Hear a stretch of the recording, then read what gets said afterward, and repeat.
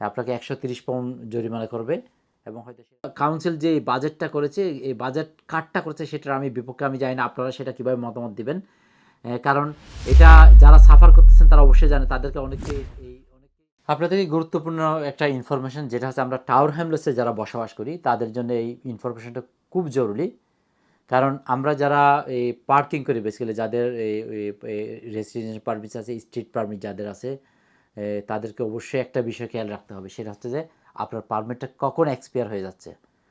যদি সেটা খেয়াল না করেন তাহলে আপনি অবশ্যই আপনাকে কী দিতে হবে, আপনাকে 130 পাউন্ড জরিমানা করবে এবং হয়তো সেটা 14 দিনের মধ্যে দিলে আপনাকে 65 পাউন্ড আপনাকে পে করতে হবে।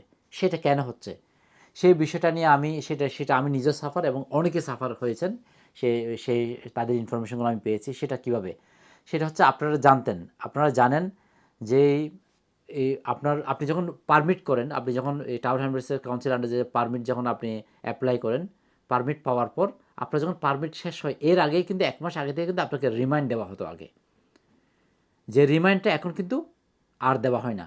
কেন? সেই রিমাইন্ডটা ক্যান্সেল করা হয়েছে।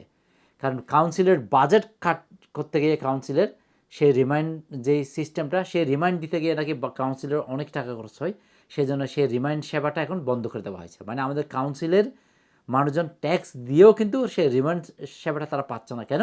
বাজেট কাটের কারণে।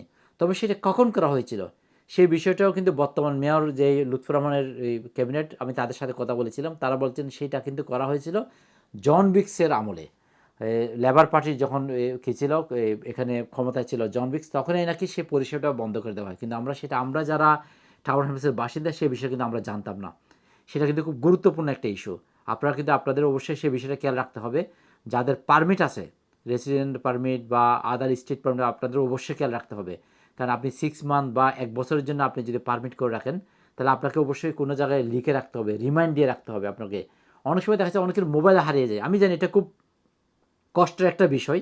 কারণ আপনি 1 বছর আগেই একটা আপনি কী করেন পারমিট করলেন, সেটা 1 বছর পর আপনার মনে না থাকতে পারে। মনে না থাকার সম্ভাবনাটা 90%, 10% হয়তো মানুষের মনে থাকতে পারে।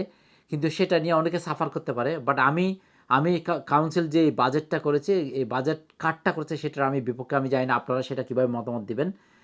কারণ এটা যারা সাফার করতেছেন তারা অবশ্যই জানে, তাদেরকে অনেককে এই পর্যন্ত অনেককে কী দিতে হয়েছে, সেটার ফি দিতে হয়েছে, তাদেরকে ফাইন দিতে হয়েছে। যেমন যাদেরকে অনেক সময় 65 পাউন্ড দিতে হবে, যারা ভুলে গেলে সে ফাইনটাও যদি ভুলে যান তাহলে আপনাকে 130 পাউন্ড ফাইন দিতে হবে। এবং পাশাপাশি আপনার যখন এক্সপায়ার হয়ে যাবেন আপনাকে আবার নতুনভাবে অ্যাপ্লাই করতে হবে সে পারমিটের জন্য। অতএব আপনারা যারা টাওয়ার হ্যামলেটসে বসবাস করেন আপনাদের অবশ্যই খেয়াল রাখতে হবে যে আপনার পারমিটটা কখন এক্সপায়ার হয়ে যাচ্ছে।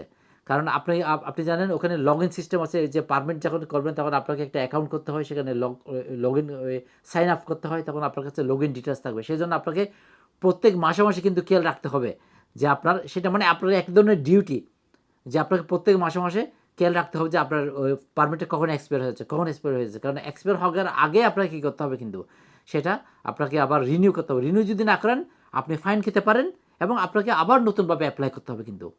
এটা হচ্ছে যে আমরা যারা ট্রাভেল এজেন্সিতে থাকি আমাদেরকে এখন কিন্তু কাউন্সিল আমরা ট্যাক্স দেওয়ার পরও কিন্তু আমরা বাসিন্দাদের আমরা যে সেবাগুলো পাই কাউন্সিল থেকে, সেই একটা সেবা থেকে আমরা বঞ্চিত হয়েছি, যেটা কাউন্সিল তাদের বাজেট কাট করেছে। কাউন্সিল তাদের টাকা বাঁচানোর জন্য তারা এটা কী করেছেন, তারা এই সেবাটা বন্ধ করে দিয়েছেন বলে আমরা কাউন্সিল সূত্রে জানতে পেরেছি।